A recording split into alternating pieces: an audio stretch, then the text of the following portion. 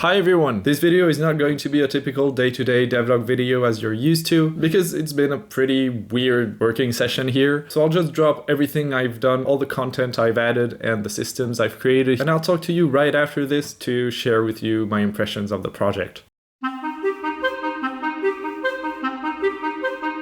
So in the last video, we left off on the research system, so I started by finishing this. I made it so that you can unlock buildings and recipes. Each research requires a certain amount of items, which are processed in the architect table, and later on I would create this whole research tree, which is in theory coherent. Every unlocked building allows to create new items, which are then used in the rest of the research tree. Random system drop number 1, the ability to destroy buildings. And I also finally changed the default cursor to a pixel art cursor, and this cursor changes whenever you want to destroy a building, of course. A few weeks ago, I opened up channels in the Discord server to let you decide on humanoid names. So I added all your suggestions for the humans, orcs, dwarves, elves, etc. Guess what this bug is due to? The saving system. The saving system did not say its final word and came back crashing down.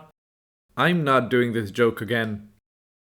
I don't know what you're expecting, I told you I'm not. I was saying, the saving system came back crashing down for the 4th or 5th time already, with numerous new bugs and many new headaches. After one whole day of fixing that system again, it was time to add one of the final big systems in this game, which is the player equipment. As the humanoids, the player must be able to equip some weapons, armor, and stuff. I paid special attention to the weapons panel since this impacts the gameplay directly in the dungeon. There are 3 major differences between each weapon in the gameplay: the collider that triggers the damage, the knockback of a weapon, and the fact that it pierces through enemies or not. And I could easily show the 2 latter in the UI. So the equipment system for the human works exactly the same way as the humanoids. When you click on an item slot, the game scrolls through every equipment stored in an equipment chest and shows this list to the player. So your equipment has to be stored in an equipment chest. This is not ideal, but it does the job. I then linked the items to actual weapon animations and objects, and here we go. And then I started working on something I've been neglecting, which is handing information to the player, starting with a tooltip for the stats, and then in the buildings, showing which stat influences the building's productivity. Random mechanic drop, the ability to quick transfer items from the player's inventory to chests, or the other way around by control plus clicking. And the extremely useful ability to split an item stack by shift plus clicking. With this final system implemented and working, it was time to add some content. So I started adding dungeons, with a cave dungeon where you can find stone, a swamp-based dungeon where you'll find clay, a dungeon-based dungeon where you'll find coal. Good luck, little human. And a desert-themed dungeon, where you can find sand. As you've seen, I've added different mobs in each dungeon, 3 different mobs per dungeon, and they come with different spawn rates. For some of the dungeons, I let you decide through polls which creatures we should add in a first selection of creatures I made myself. The final, and you'll agree on that, very important mechanic I had to add in the dungeon is, well, the fact the player dies when his health reaches 0. When dying, he just respawns in the overworld with no other consequences. Talking about the overworld, it was time to create it actually. I kind of rushed this. I really made the most minimalistic overworld ever, with boundaries for the player not to just escape the world. Sorry for all you escapists. And different areas. Each of these areas are blocked by trees, and these trees can be removed by paying a certain amount of items. This acts like another progression system compared to the research tree. It gives a much more direct reward to the player, accessing to a new zone and to new dungeons. It was finally time to add sound effects and music to the game, one of the parts I prefer actually. Starting with some UI sound effects, hover, clicking, building and destroying buildings, opening and closing chests, inventory management sound effects. And for the production buildings, the creatures in the dungeons, and the weapons, I used Paz's sound effects. In fact, Paz created custom sound effects specially for the Mini Fantasy universe. Look at how cool these sound for the production buildings, for example.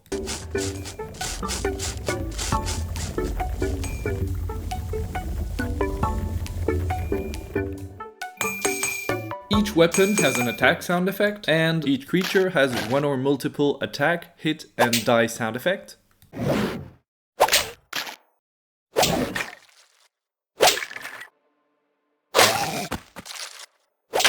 This is how I tackle bugs in my game. Remember, the special deal we're running with Paz is still active on his sound effects bundle. You can check that through the link in the description. You'll find some awesome sound effects in there. If you own the Mini Fantasy bundle, this is a must-have. It was really nice not to have to worry about looking for these sound effects, because you can actually spend a lot of time searching for those in sound effect banks. So that was a huge time saver, and they sound really good. Next up for the music, a member of our community has been super dedicated in creating custom tracks for each one of the dungeon types. Here are the samples he created for each dungeon.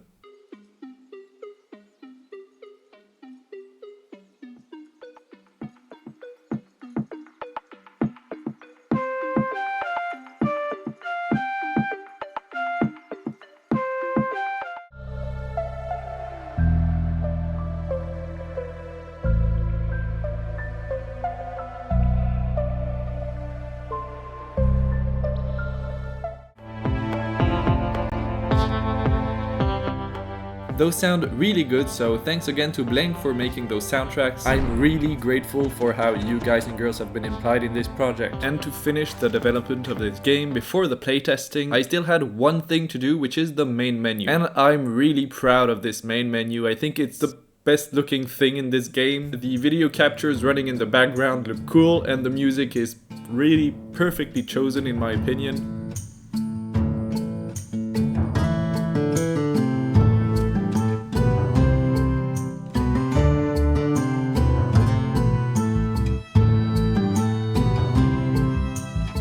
Unfortunately, the playtesting did not go as planned.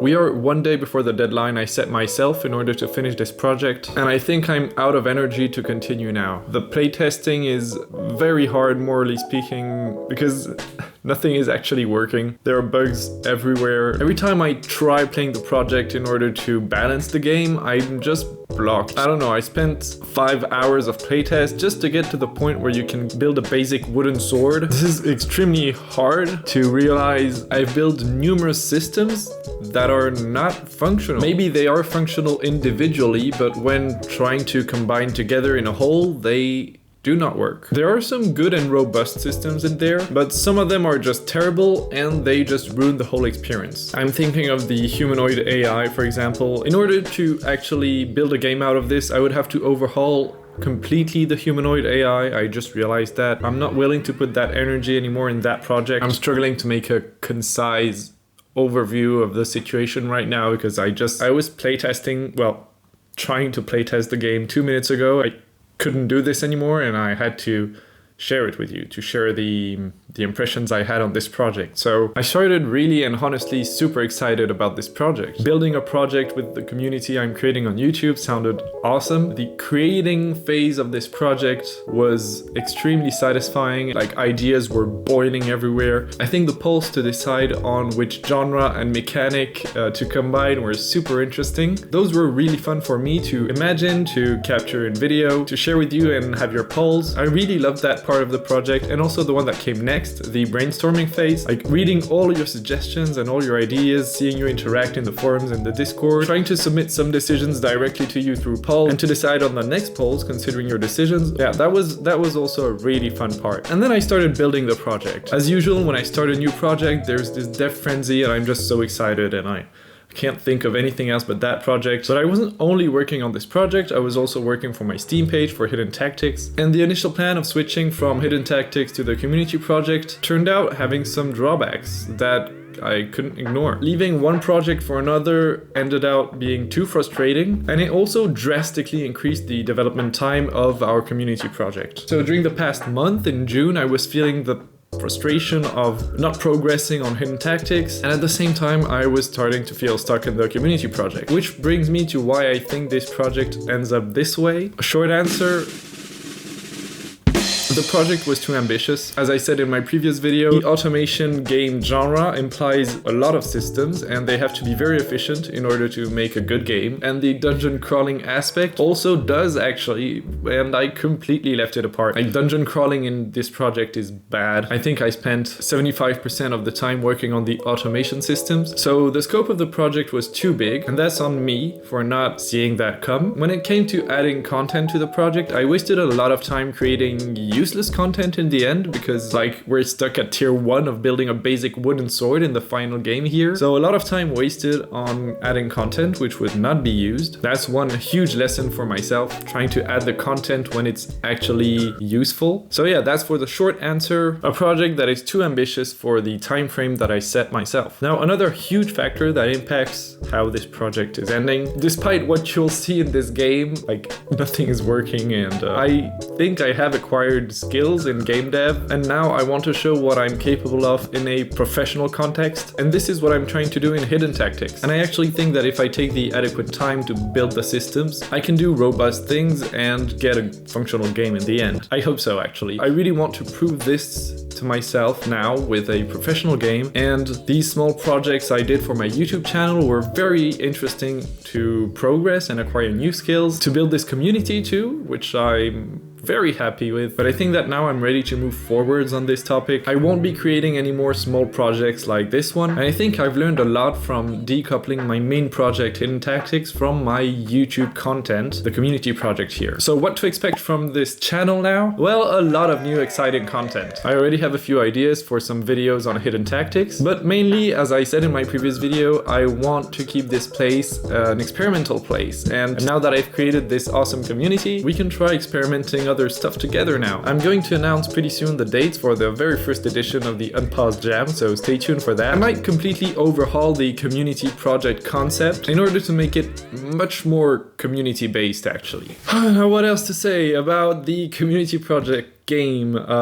You can of course play, or at least try to play the game. I'll put the link in the description. I challenge you to try and get to the last dungeon. I couldn't myself get to the end of the second dungeon, and I fear some of you will try this. Please don't. You'll see how incompetent I am, actually. I'm really relieved that this community project is over, and I can't promise you I'll go back to it, add content, and fix bugs, so I'm very sorry if I'm disappointing some of you if you had expectations for this game. I'm just not able to meet them. So in order to let you have fun with the game, if you want, I just added a cheat panel. So you can open a panel where you can add any item you want in your inventory, you can spawn humanoids, and you can also unlock all the buildings. So if you want to create the wildest production chains, go ahead and have fun. Thanks so much to all of you who took part in it. I really enjoyed imagining a really great game together.